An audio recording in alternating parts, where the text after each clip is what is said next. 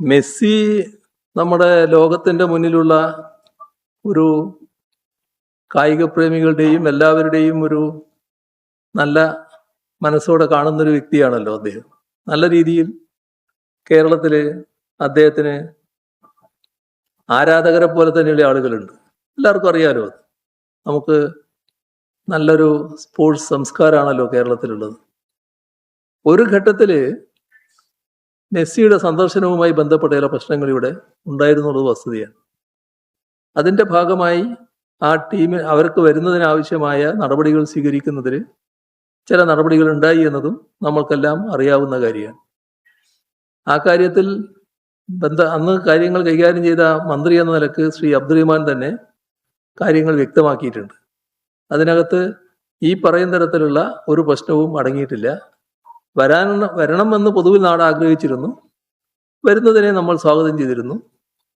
പക്ഷെ അവർക്ക് അവരുടേതായ കാരണങ്ങളാൽ വരാൻ പറ്റിയില്ല എന്നുള്ളതാണ് പിന്നീട് സംഭവിച്ചത്. അതിൻ്റെ മേലെ എന്തന്വേഷണം നടത്താനാണെന്ന് അന്വേഷിച്ചാലേ പറയാൻ പറ്റും. വേണ്ട, മന്ത്രിക്ക് സ്പെയിനിൽ പോകുന്നതിന് കരാറൊന്നും ആവശ്യമില്ല. അതെ, കരാർ എന്ന് പറയുന്നത് എന്താണ്? ഗവൺമെന്റുമായിട്ടല്ലല്ലോ ഇത്തരം നടപടികൾ. അതെല്ലാം മന്ത്രി തന്നെ പറയല്ലോ. മന്ത്രി തന്നെ അന്നത്തെ മന്ത്രി കാര്യങ്ങൾ വിശദീകരിച്ചിട്ടുണ്ടല്ലോ. ഇപ്പോ നമ്മൾ ഈ നാട്ടിലാകെ ഇങ്ങനെ വല്ലാതെ പ്രശ്നങ്ങളൊക്കെ ഉണ്ടാവുമ്പോൾ അത് കുറച്ചൊരു വിഷമം ഉണ്ടാക്കുന്ന കാര്യമാണല്ലോ. അപ്പോൾ ഒന്നിരിക്കട്ടെ, ഒന്ന് ഇങ്ങോട്ട് തിരിച്ചും എന്നൊരു ആലോചന ഉണ്ടാവും. അതും അവരെൻ്റെ വഴിക്ക് വരട്ടെ, അതുകൊണ്ട് സാരമൊന്നുമില്ല. അതൊന്നും ഞങ്ങളെ അധികം ബാധിക്കുന്ന കാര്യമല്ല. ഇനി അവർക്കെന്താ അന്വേഷിക്കേണ്ടതെന്ന് വെച്ചാൽ അന്വേഷിക്കട്ടെ. ഇദ്ദേഹം വന്നാലുള്ള നടപടികൾക്കായിട്ട് സ്റ്റേഡിയം കൊടുക്കാൻ വേണ്ടി തീരുമാനിച്ചു എന്നുള്ളത് ശരിയാണ്. ആ വരുന്നതിനാവശ്യമായ നടപടികൾ അവിടെ സ്വീകരിക്കേണ്ടതുണ്ടായിരുന്നു.